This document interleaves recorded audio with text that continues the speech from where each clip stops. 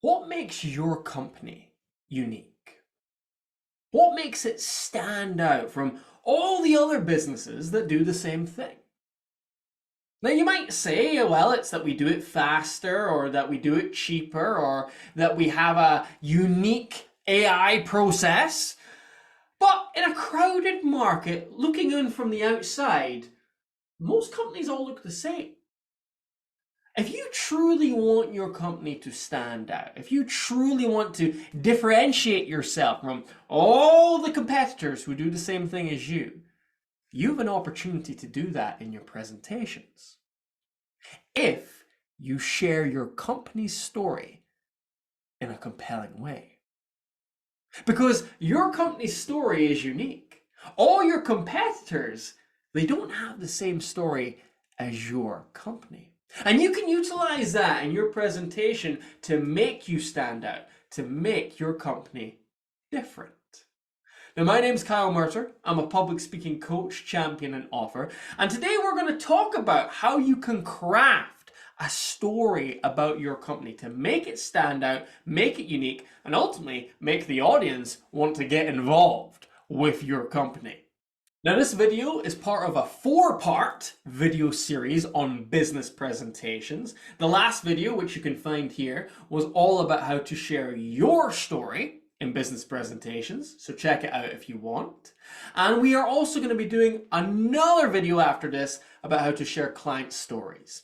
But today is all about your company's story. Either way, subscribe so that you catch all of these videos, so that you've got all of these great insights to use in your presentations. Let's get started on your company's story.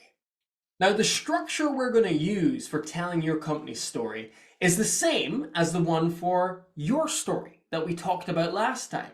The 3 C's: conflict, crossroads, and change. To give you a quick recap, conflict is the problem your company faced. It could be the problem they faced when they got started, or it could be a new problem that they faced along the way. Crossroads is where your company had to make a decision. It had to decide to go left or right in terms of what direction it was going in. And the change is how the company has evolved, how it's grown as a result of making that decision. So let's talk about these 3 parts in a lot more depth. Starting with the conflict. This is a challenge, an obstacle that your company has faced. Now, this challenge or obstacle may have came up at the very inception of your company when it was just getting started. Or it might be a problem that you've encountered along the way. Either way, if you can share an obstacle of some kind, it builds a bit of intrigue for the audience because they wonder how your company overcame that obstacle. And it also gives the audience a bit more insight into your company's mentality. So to give you an example, let me show you a quick clip of Steve Jobs describing the challenges that him and his partner faced when they were starting Apple. We had absolutely no idea what people were going to do with these things when we started out. Matter of fact, the 2 people it was designed for was Woz and myself, because we couldn't afford to buy a computer kit on the market. So we liberated some parts from Hewlett-Packard and Atari, and worked on a design for about 6 months and decided that we would build our own computer. So we built one, and Woz was up till 4 in the morning for many moons, and we got it working. We showed some of our friends. Immediately, everybody wanted one. And it turned out that it took about 40 hours to build one of these things and about another 20, 30, 40 to debug it. And we had a lot of friends that worked at similar companies who could liberate the parts also. And we found ourselves spending every spare moment of our time helping our friends to build computers. And it was just getting to be a tremendous drain on our lives. Well, as you can see, there was a couple of different challenges there. Number 1, they were both broke. Number 2, it was taking so long to build the computers. And doesn't that short little clip there make Apple, a huge global corporation, almost relatable now? You can actually connect with them. You can understand that idea of maybe not having a lot of money to work with, or things taking so long as a small business owner, a medium-sized business, or even a corporate. You can relate to that a bit more because Steve has shared that about his company. You can do the same with your company. And it doesn't have to be a problem from the very beginning of its inception. It can be any problem that you've faced along the way. But by sharing that, you give a bit of insight into who the company is and you make the company relatable to your audience. The second part of this story is the crossroads moment. And we described this before in the previous video, but it's where your company had to make a decision about what direction they go when tackling this problem. And this is critical because it helps people understand the journey to overcoming that conflict, to overcoming that challenge. So let me go back to that clip of Steve Jobs. Let's see how he overcame and his partner overcame that challenge of being broke and Apple computers taking so long to build. Let's see what they did. So we got the idea one day that we could make a printed circuit board without the parts in it, and sell these blank printed circuit boards to our friends and probably cut the assembly and debug time down to, 5-10 hours.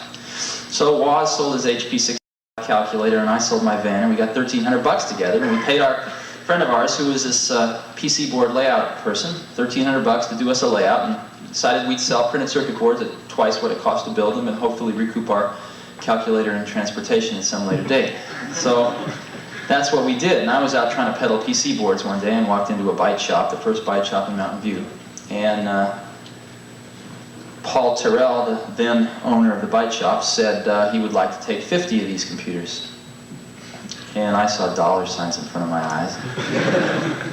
But he had one catch, which was that he wanted them fully assembled and tested, ready to go, which is a new twist. So we spent the next 5 days on the phone to distributors and convinced the electronics parts distributors around here to give us about $10,000 worth of parts on thin air, just on enthusiasm. So we got the parts and we built 100 computers and we sold 50 of them for cash, and in 29 days paid off the distributors. And that's how we got started.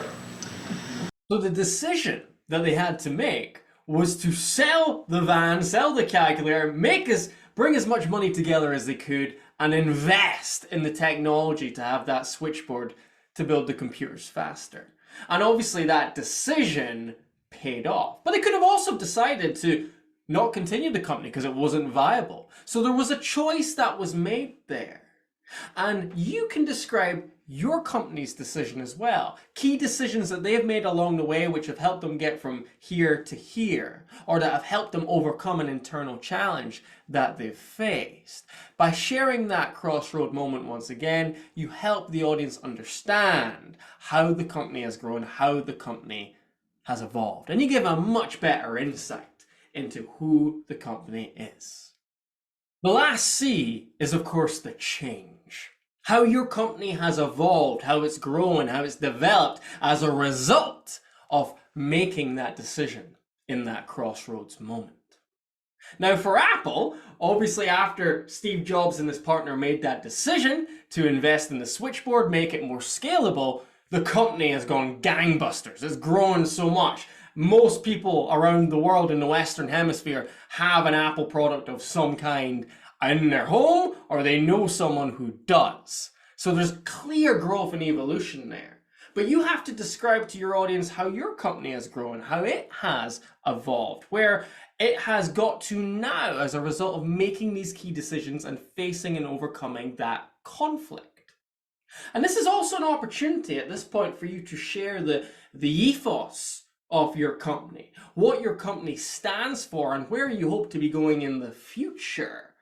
Because if you do that, then you almost paint a clear picture for the audience of where your company has come from, the past, what it's doing now, where it is now, and where it's going in the future. And I think you would agree, once you've got those three parts of information, it gives a much firmer impression of a company than simply just saying, we are Dell and we do computer technology or whatever it may be. Giving more insight, more depth by sharing the story of your company. You connect more with your audience, the audience gain a better understanding of what you do, where you're going, and how they can potentially get involved. So I hope that's given you a firmer idea of how you can share your company's story in an interesting, compelling way.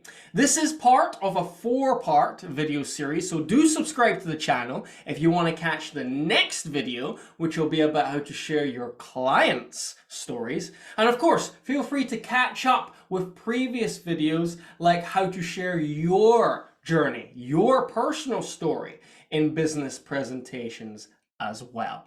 Above all, I wish you the very best for your next presentation, and make sure to share your company's story in a compelling way.